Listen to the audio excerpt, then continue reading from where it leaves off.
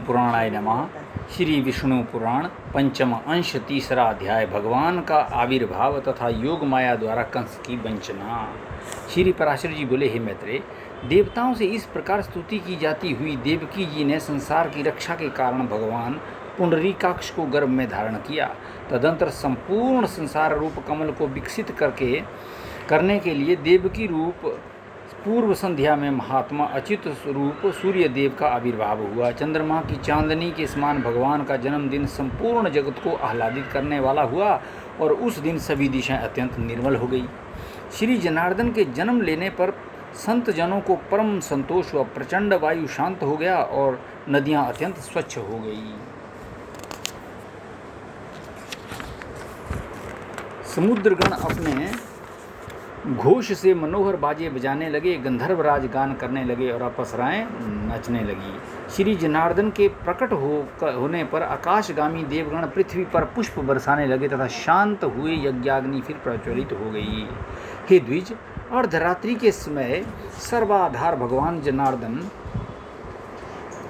के आविर्भूत होने पर पुष्प वर्षा करते हुए मेघगण मंद मंद गर्जना करने लगे। उन्हें खिले हुए कमल दल की सी आभा वाले चतुर्भुज और वक्ष स्थल में श्री वत्स चिन्ह सहित उत्पन्न हुए देख आनक दुंदुभी वसुदेव जी स्तुति करने लगे। हे द्विजोत्तम, महामती वसुदेव जी ने प्रसाद युक्त वचनों से भगवान की स्तुति कर कंस के भय से रहने के कारण इस प्रकार निवेदन किया। वासुदेव जी बोले, हे देवेश्वर, यद्यपि आप साक्षात्कार परमेश्वर प्रकट हुए तथापि हे देव, मुझ पर कृपा करके अब अपने इस शंख चक्र गदाधारी दिव्य रूप का उपसंहार कीजिए। हे देव, ये पता लगते ही कि आप मेरे इस गृह में अवतीर्ण हुए हैं, कंस इसी समय मेरा सर्वनाश कर देगा। देवकी जी बोली, हे देवेश्वर, जो अनंत रूप और अखिल विश्व स्वरूप हैं, जो गर्भ में स्थित होकर भी अपने शरीर से संपूर्ण लोकों को धारण करते हैं तथा जिन्होंने अपनी माया से ही बाल रूप धारण किया है, वे देव हम पर प्रसन्न हों। हे सर्वात्मन, आप अपने इस चतुर्भुज रूप का उपसंहार कीजिए। भगवान, ये राक्षस के अंश से उत्पन्न कंस आपके इस अवतार का वृत्तांत न जानने पावे। श्री भगवान बोले, हे देवी, पूर्व जन्म में तूने जो पुत्र की कामना से मुझे पुत्र रूप से उत्पन्न होने के लिए प्रार्थना की थी, आज मैंने तेरे गर्भ से जन्म लिया है। इससे तेरी वह कामना पूर्ण हो गई। श्री पराशर जी बोले, हे मुनि श्रेष्ठ, ऐसा कहकर भगवान मौन हो गए तथा वासुदेव जी भी उन्हें उस रात्रि में ही लेकर बाहर निकले। वासुदेव जी के बाहर जाते समय कारागृह रक्षक और मथुरा के द्वारपाल योग निद्रा के प्रभाव से अचेत हो गए। उस रात्रि के समय वर्षा करते हुए मेघों की जल राशि को अपने फणों से रोककर श्री शेष जी आनकंदुंदुभी के पीछे पीछे चले। भगवान विष्णु को ले जाते हुए वासुदेव जी नाना प्रकार के सैकड़ों भंवरों से भरी हुई अत्यंत गंभीर यमुना जी को घुटनों तक रखकर ही पार कर गए। उन्होंने वहां यमुना जी के तट पर ही कंस को कर देने के लिए आए हुए नंद आदि वृद्ध गोपों को भी देखा। हे मैत्रेय, इसी समय योग निद्रा के प्रभाव से सब मनुष्यों के मोहित हो जाने पर मोहित हुई यशोदा ने भी उसी कन्या को जन्म दिया। तब अतिशय कांतिमान वसुदेव जी भी उस बालक को सुलाकर कन्या को लेकर तुरंत यशोदा के शयनगृह से चले गए।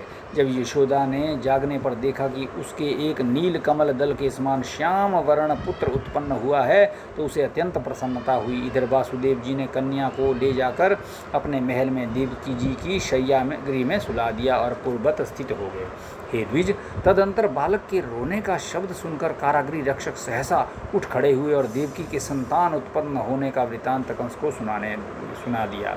ये सुनते ही कंस ने तुरंत जाकर देवकी के रुंधे हुए कंठ से छोड़ ऐसा कहकर रोकने पर भी उस बालिका को पकड़ लिया और उसे एक शिला पर पटक दिया।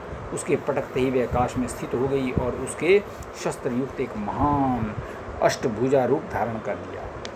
तब उसने ऊंचे स्वर से अट्टहास किया और कंस के रोषपूर्वक, अरे कंस, मुझे पटकने से तेरा क्या प्रयोजन सिद्ध होगा? जो तेरा वध करेगा उसने तो पहले ही जन्म ले लिया है।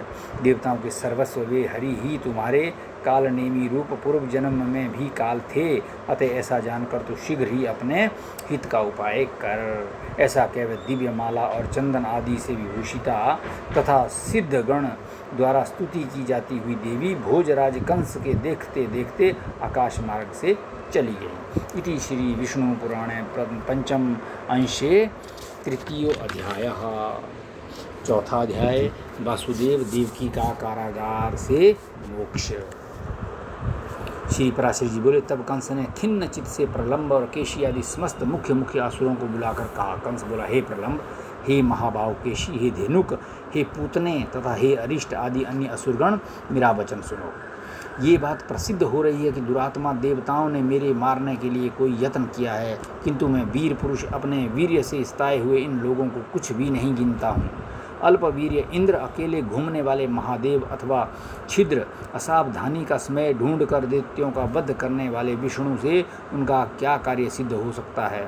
मेरे बाहुबल से दलित आदित्यों, अल्पवीर्य वसुगणों, अग्नियों अथवा अन्य समस्त देवताओं से भी मेरा क्या अनिष्ट हो सकता है। आप लोगों ने क्या देखा नहीं था कि मेरे साथ युद्ध भूमि में आकर देवराज इंद्र बक्ष स्थल में नहीं अपने पीठ पर बाणों की बौछार सहता हुआ भाग गया था।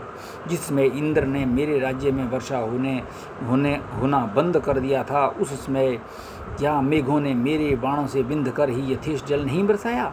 हमारे गुरु श्वसुर जरासंध को छोड़कर तो क्या पृथ्वी के और सभी नृपतिगण मेरे बाहुबल से भयभीत होकर मेरे सामने सिर नहीं झुकाते। हे दैत्य श्रेष्ठ गण, देवताओं के प्रति मेरे चित्त में अवज्ञा होती है, और हे वीरगण, उन्हें अपने मेरे वध का यत्न करते देख तो मुझे हंसी आती है। तथापि हे दैत्येंद्रो, उन दुष्ट और दुरात्माओं के अपकार के लिए मुझे और भी अधिक प्रयत्न करना चाहिए। अतः पृथ्वी में जो कोई यशस्वी और यज्ञ करता हो, उनका देवताओं के अपकार के लिए सर्वथा वध कर देना चाहिए। देवकी के गर्भ से उत्पन्न हुई बालिका ने ये भी कहा है कि वह मेरा भूतपूर्व प्रथम जन्म का काल निश्चय उत्पन्न हो चुका था। आजकल पृथ्वी पर उत्पन्न हुए बालकों के विषय में विशेष सावधानी रखनी चाहिए, और जिस बालक में विशेष बल का उद्रेक हो उसे यत्नपूर्वक मार डालना चाहिए।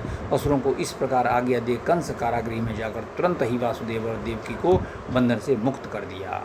कंस बोला, मैंने अब तक आप दोनों के बालकों की तो वृथा ही हत्या की। मेरा नाश करने के लिए तो कोई और ही बालक उत्पन्न हो गया है, परंतु आप लोग इसका कुछ दुख ना माने, क्योंकि उन बालकों की होनहार ऐसी ही थी। आप लोगों के प्रारब्ध दोष से ही उन बालकों को अपने जीवन से हाथ धोना पड़ा।